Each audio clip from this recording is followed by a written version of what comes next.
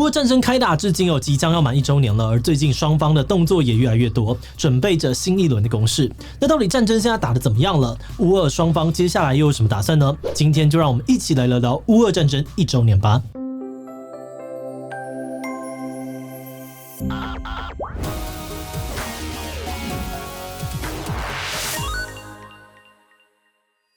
Hello， 大家好，我是志奇。从去年的2月24号乌俄战争开打以来，已经1年过去了。起初，俄军势如破竹，从北、东、南3个方向发动突击，快速的占领了大片的区域。但后来遭到了乌军强烈的抵抗，甚至被反攻回去。不过，从去年底开始，随着冬季的来临，战争的局势又陷入了僵持，双方都没有大规模推进。直到最近，在战争周年到来前，俄军又展开了新一波的攻势，而乌军这边也再度和西方国家达成了协议。获得了新一批的高阶武器，这种战争似乎又要迎来新的局面了。那么，到底过去这1年间影响战况的因素有哪些？而现在的战况又怎么样了呢？面对即将来临的春季大战，乌俄双方各自又做了哪些准备呢？在开始讨论之前，按照惯例先进一段工商服务时间。如果你对议题讨论、分享知识很有兴趣，也正在寻找写作相关的工作，那就千万不要错过志祺七七的新职缺哦。我们希望能够邀请更多影片内容企划的加入，帮助我们制作更丰富的主题内容。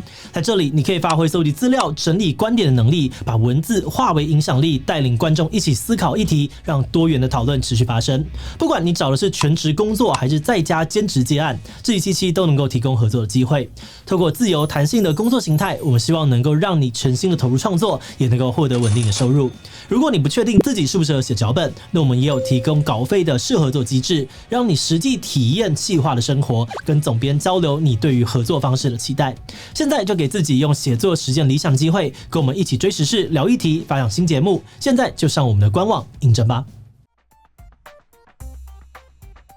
在开始讨论乌俄战争的现况之前，我们先来快速的回顾一下之前的战况。首先，战争在去年2月刚爆发的时候，俄军以大量的火炮轰炸，迅速从北、东、南3个方向推进。当时普丁的目标呢，就是要靠闪电战快速的拿下首都基辅，但是俄军却在北部陷入苦战，最后不仅没能够攻下基辅，后来更完全的撤出北部。分析认为这是因为俄罗斯低估了乌军的实力，又疏忽了后勤保障，让坦克车缺乏支援跟补给，在死角很多的城市战场上处于劣势。而相对的，乌军呢，在西方国家的建议还有军援之下，选用了机动性强又能够反制坦克的标枪飞弹，才成功的击退了俄军。那在这之后，俄军就把重心集中转往东南部，对战上面呢也开始更加的谨慎，双方战况一度陷入僵持，直到8月底，乌军发动反攻并且很快的就夺回了东北部的一大片失土。分析认为呢，乌军这一波反攻之所以能够奏效，主要是因为以美国为首的西方联盟所提供的情报以及远程导弹等等武器，让他们能够一边以精准打击的方式攻击俄军的后勤补给，一边又能够在前线持续的推进。不过，在乌军这一波攻势结束，也就是10月之后，双方在前线就没有太大的动作，只有大量使用自杀式无人机以及炮弹互相攻击。俄军瞄准乌克兰的能源基础设施，乌军呢则攻击俄军的运输补给线，战况再度的陷入僵持。专家指出，战况僵持的原因，除了因为乌克兰冬季气候让军队很难进行大规模作战之外，也是因为在之前的战事中呢，双方的武力都消耗的太多太快了。有分析指出，大概从去年的下半年开始，双方武力生产的速度就远远不及消耗的速度。俄军这边呢，他们先是在前期的策略下一口气用掉了大量的火炮，后来又在乌军的反攻之下损失了不少重装设备跟弹药，消耗量很大。但同时呢，他们又因为受到国际的制裁，很难取得一些武器零件，所以生产量也不高，库存可能很吃紧。而乌军这边武力也同样吃紧，因为乌克兰的国防工业跟俄罗斯相比还是有差距，很大程度要依赖西方的军援。但之前反攻消耗了大量武力之后呢，西方军援的速度却没有跟上。这一来是因为北约的苏联武器库存呢已经渐渐的耗尽了，而他们也没有能力快速的量产。二来则是因为西方还是会怕过度的刺激普丁，可能会引发核武冲突，所以在乌军反攻之后呢，一度放缓了军援的速度，也不愿意提供更高阶的武器。而除了武力的消耗之外呢，经过1年的战斗，双方士兵的伤亡也持续的增加。在去年9月，俄罗斯公布数据，表示有将近6000名俄军阵亡，而乌克兰呢，则是在去年的12月公布有大约1.3万名乌军阵亡。但外界普遍认为双方的实际伤亡应该比官方的数字要严重得多，只是实际的伤亡数字到底有多少，几乎无从证实。报道指出，俄军政府这1年来不仅一直借由跟普丁关系匪浅的华格纳佣兵集团募集战力，更2度的宣布扩兵。先是在去年的9月发布局部军事动员令，征召了30万的预备役，接着呢又在12月宣布扩增50万的正规军。而这兵力本来就跟俄罗斯相差悬殊的乌克兰则在开战当天就发布了全国戒严令跟军事动员令，禁止18到60岁的男性离境，并全面的征募新兵和预备役军人，而且呢也一再的延长这2项命令，直到今天都还没有解除。那许多军事分析呢就认为双方这样持续的募兵，多少都反映出了前线士兵持续伤亡的状况。不过这1年来呢，战火夺走的也远远不只是前线士兵的生命。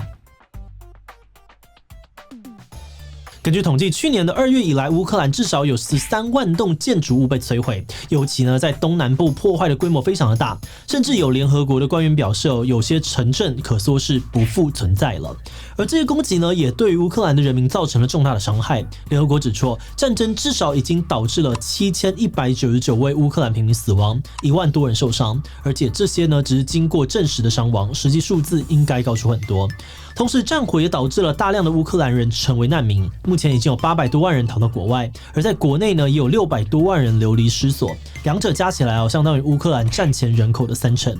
而在战地上呢，弱势儿童的处境也引发了联合国官员的担忧。他们表示，因为战火会加剧既有的贫困、歧视等等的社会问题，所以弱势儿童呢更可能遭受到性别暴力，或者是被武装团体给招募。最近耶鲁大学人道主义研究实验室的报告就指出，至少有6000名的乌克兰儿童被关押在克里米亚跟俄国境内的营地设施里面，被迫接受亲俄爱国主义和军事教育。他们有很大一部分是孤儿，最小的甚至只有4个月大。那尽管这1年下来，无数人民的生活被摧毁，不过战争仍在继续的进行。尤其在进入冬季之后呢，虽然看起来战况大体僵持但乌俄双方都持续的招兵买马，为下一波的冲突做准备。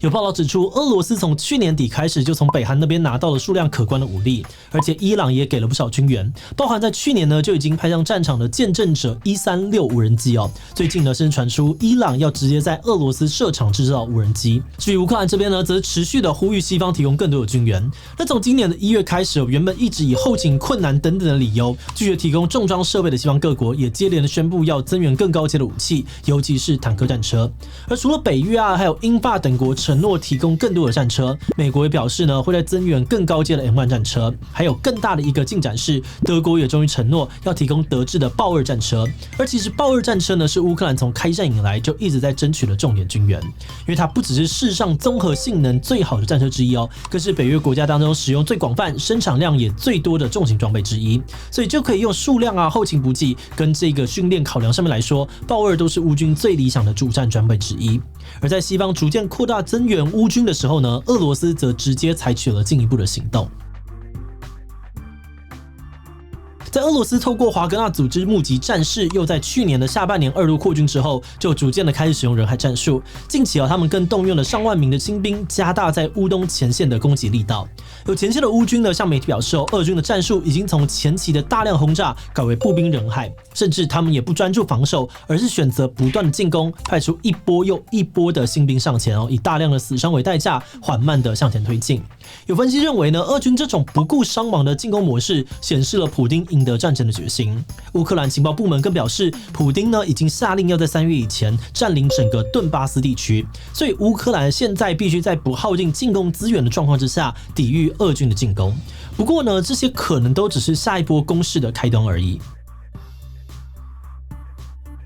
北约最近表示俄军应该会在春季发动一波更大的攻势。也有人分析呢，俄军接下来有2种可能的做法，一种是延续目前的策略以人数优势跟乌军耗，并继续的把主力放在东部推进。尤其他们最近呢也持续的在集合大量的兵力到乌东，很可能是要想从这个东部的前线的南北两端包围乌军，来夺取整个顿巴斯地区。而另外一种呢，则是透过全新的战术杀乌军个措手不及，比如再度的借道白俄罗斯从北部的边进啊突袭基辅，或是同时朝多个方向突袭推进等等。不过由于乌东一带的地面呢，到3月下旬应该都是积雪泥泞哦，不太适合大规模作战，所以许多的分析认为，俄军无论采取哪种策略呢，应该不会在此之前加大进攻力度。也就是说，乌军这边呢，可能还有1个月左右的时间可以准备，并争取更多的西方军援。